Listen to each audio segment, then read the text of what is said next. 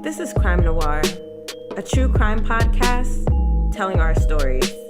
And I'm your host, Candace, and this is Case 2, DC serial killer, the Freeway Phantom.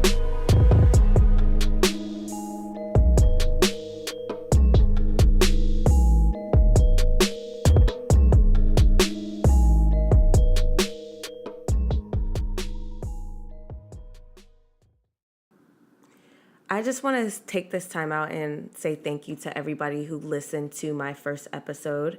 The launch of Crime Noir was way bigger than I expected, and I'm just excited that you guys are excited. I'm excited to give this content to you guys. I appreciate everyone that liked, shared, and subscribed to my podcast. We have some work to do, so let's just get to it.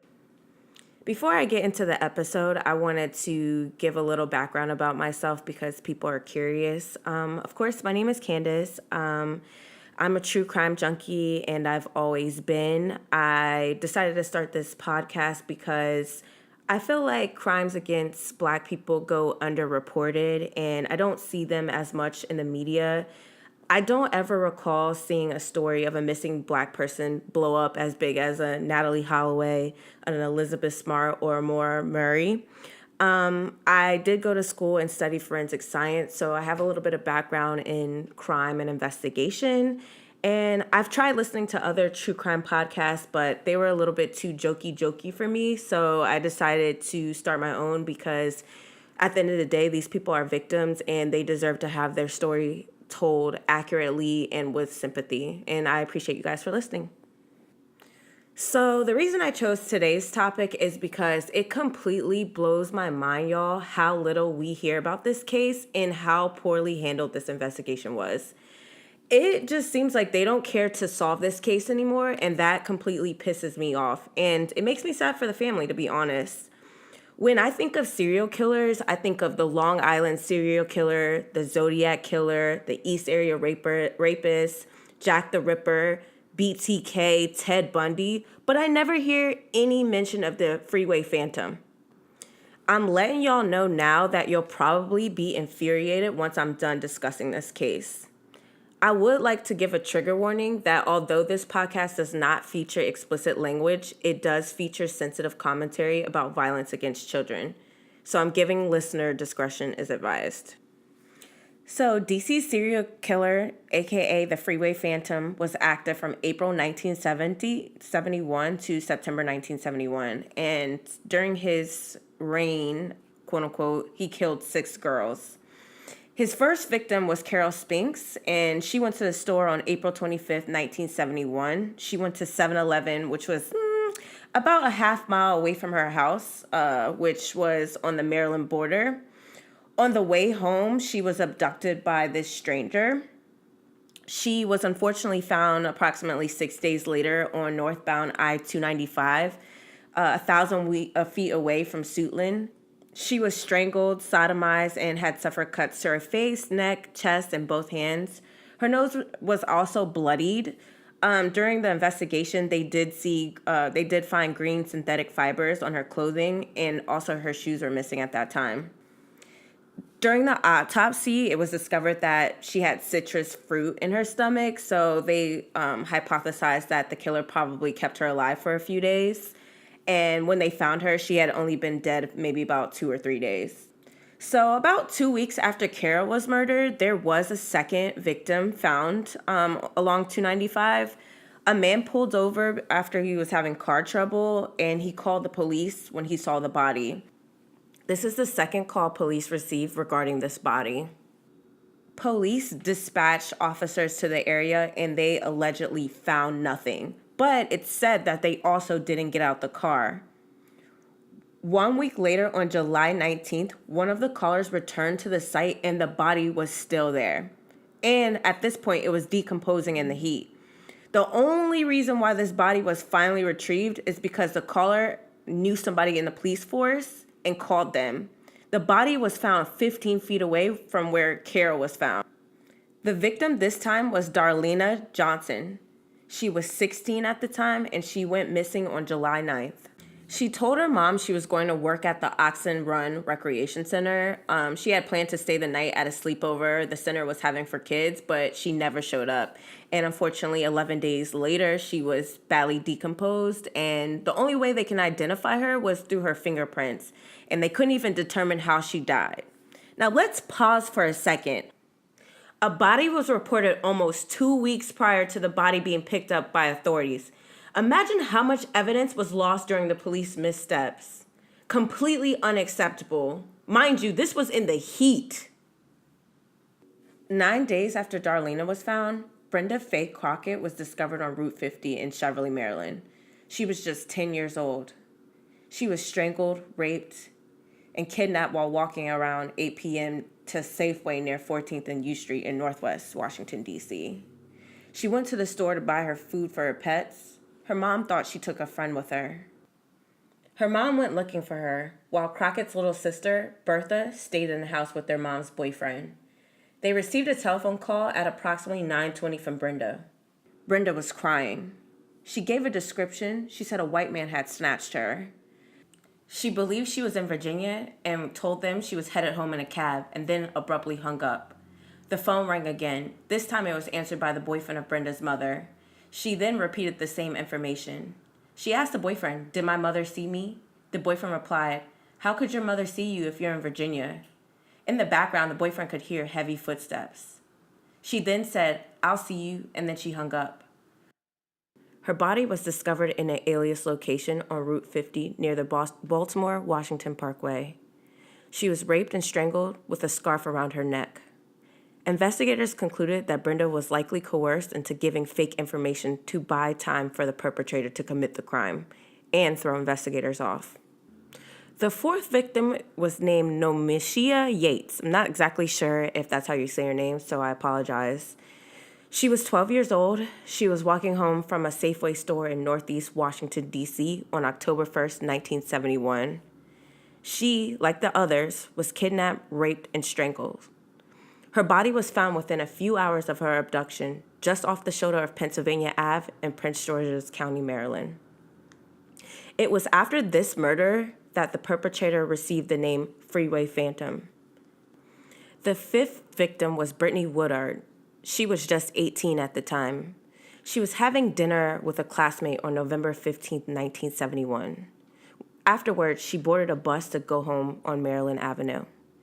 6 hours later, her body was discovered stabbed 4 times, and she was also strangled and raped like the others. She did have defensive wounds, so it is concluded that she fought. She was found on an access ramp from Route 202 from Baltimore-Washington Parkway. This time, the killer left a note in her pocket. This is what the note said. "This is tantamount to my insensitivity to people, especially women. I will admit the others when you can catch me if you can. It was signed, Freeway Phantom." Investigators believe that Woodard wrote the note as dictated by the perpetrator. The FBI matched other writings by her and compared it with her other writings, and there was no indication she was under distress while she wrote. It is speculated that someone may have heard or saw something in this case, as a lot of people at the time socialized outside. The next murder occurred approximately 10 months later. Police speculated that the perpetrator maybe have left that area or got locked up. The murder occurred on September 6, 1972. The body of Diane Williams, who was 17 at the time, was found by a trucker who pulled off the road. She attended Ballou High School, and on the evening she disappeared, she was with her boyfriend at the time, who walked her to the bus stop for a trip home to Holly Terrace in Southeast. She was strangled and left alone on I-295, close to the D.C. border. That was all his victims. The main suspect for the Freeway Phantom is a gentleman by the name of Robert Askins. He was a computer technician at the time, and he served time in 1938 after killing a sex worker via poison. He was freed in 1958 after his sentence was overturned on legal technicality. In March 1977, police got a search warrant to search his house and found the word tantamount in his row house. Apparently, he was known to use this word a lot at work. They also found women's scarves, photos of young girls, and a knife that was used in another crime. During another search, they found 2 buttons and gold earrings in the backseat of his car. They found a whole bunch of evidence, but none of it matched the girls. None of the fibers matched. He was later convicted of kidnapping and raping 2 other women in D.C. years after the serial murder. He got life in prison and died at age 91. Another theory police have is that the killer lived in the same neighborhood as the first 2 victims, due to the location they were both abducted in. Police believe he may have went out of the neighborhood because someone may have suspected him. He may have been a military person or a transient. FBI did indicate that they believe he had some kind of education and was average or above average in intelligent and employed. He knew how to shoot the breeze with women, but he could not maintain healthy relationships with them. Another theory is that he was a member of the Green Vega gang. 2 men of this gang were also convicted of kidnapping and raping women around the D.C. area. This was happening in conjunction with the other killings. They drove around in a green Chevrolet Vega. The men took an investigator to a crime scene and told police how they were killed and provided additional information. The only problem with this is the info they gave came from the news, so it wasn't like any insider information. Here's where I get furious. In 1990, the case was being reinvestigated because when it first occurred, the DNA testing we had in 1971 was not up to date to where it is now. So the government destroyed the files. Nothing could be retested because law enforcement did a piss poor job preserving it, so nothing could be done. They don't even know where the evidence is to be tested. They lost all the files when a new administration took over. This is completely unacceptable to me. Before I go into my theories, I would just like to say I got this information from the Washington Post. Cheryl Thompson wrote an excellent write-up called 6 Black Girls Were Brutally Murdered in the Early 70s. Why was this case never solved? I will link it on my Twitter for y'all. I don't really have too many theories on this case. I do believe it was somebody that the girls had a relationship with, just because of the phone call that one of their parents received talking about, did your mom see me? Like, why would that even matter if it was a complete stranger? I do believe, I believe it was Brenda was told that information to throw investigators off. I also believe this investigation was poorly handled and is still being poorly handled because we never hear about this case ever. I mean, I really didn't even know that DC had a serial killer at the time. I only know it because I was browsing Reddit randomly and they mentioned it there, and I decided to continue to research it because, I find it interesting.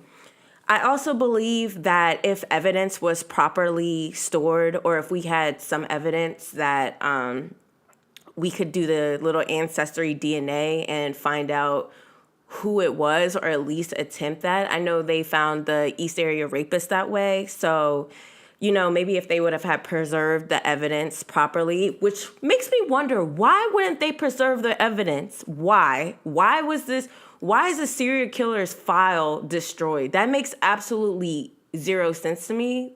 Whatever. I unfortunately feel the person who did this is probably deceased, so I don't know if we'll ever get justice for it, but I feel sorry for the victims of this family that had to go through this. If you have any information on this matter, please contact Metropolitan Police Department at 202-727-9099. Before this episode wraps up, I want to introduce a new segment called This Week in True Crime News. Basically, I'll be spending maybe like a minute or so just talking about things that have happened in the news that I find interesting. My first story is about Samantha Jofferson. I'm not exactly sure if that's how you say her last name, but she unfortunately got into the wrong Uber and was violently murdered by the person's car who she got into. And I feel deeply sad for her family. She didn't deserve that, and I just pray for her community. My second story is Brian Rennie pretended to be Timothy Penson. I'm not exactly sure if many of you guys are aware of this, but Timothy Penson went missing, I believe, in 2011 after his mom picked him up from school, and she then killed herself, and they have no idea where he is. So he's a jerk for doing that, and I hope he goes to jail. My last story is, unfortunately, I have to report that Nipsey Hussle did die last week, and I appreciate what he brought to the community. I wasn't a diehard fan or anything like that, but he was doing a lot of good for his community, and I hope that his death doesn't go in vain, and I'm praying for his kids and his wife, of course. And that wraps up today's episode of Crime Noir. I appreciate you guys for tuning in. Please like, share, and subscribe to this podcast. My Instagram is Crime Noir, the podcast. My Twitter is Crime X Noir. I do take suggestions for cases, so anything you guys would like to see or hear, you guys can reach out to me. I'm very amenable to constructive criticism, so if there's something I said that you didn't like or whatever, just let me know, and hopefully I can change it. And I just appreciate you guys for listening, and I'll talk to you next week.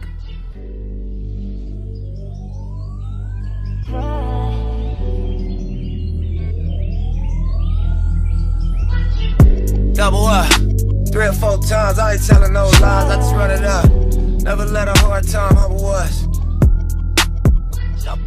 Double up, I ain't telling no lies, I just, yeah. I ain't telling no lies, I just 5, 4, 3, 2, that's time.